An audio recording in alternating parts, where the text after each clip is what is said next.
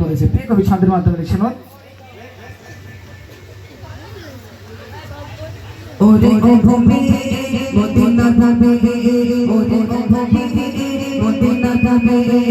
ওরে ও ভূমি মদিনা ভূমি ওরে ও মাটি মদিনা মাটি দেখতে তোকে সাজা